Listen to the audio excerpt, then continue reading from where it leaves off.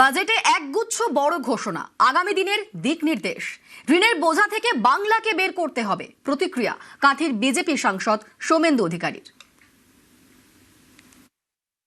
কলকাতায় বাজেট প্রক্রিয়া চলছে আর তখন মুখোমুখি হচ্ছি কাঁথির সাংসদের সঙ্গে। তার একটা পরিচয় আছে, তিনিও শান্তিকুঞ্জের বাসিন্দা, মুখ্যমন্ত্রীর ভাই। বাজেটে একেবারে আগামী দিনের দিশা নির্দেশ, পশ্চিমবঙ্গে থমকে থাকা উন্নয়ন, যেভাবে ঋণের ভারে পশ্চিমবঙ্গ জর্জরিত তা থেকে তাকে বার করার প্রক্রিয়া শুরু করতে হবে।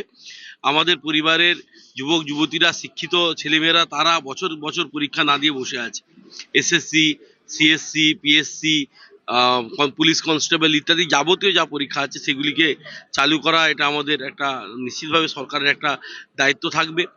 একটা ডিএর ভালো খবর আমি শুনলাম, সরকারি কর্মচারীরা খুশি হয়েছেন। সমস্ত ক্ষেত্রকেই সরকার দেখার চেষ্টা করেছেন। নবনির্বাচিত ভারতীয় জনতা পার্টি সরকার মোদীজির নেতৃত্বে, শুভেন্দু অধিকারীর নেতৃত্বে মানুষের জন্য কাজ করছেন এবং আগামী দিনেও করবেন। ক্যামেরায় সন্দীপ গুড়িয়ার সঙ্গে সুজিত ভৌমিক, নিউজ 18 বাংলা।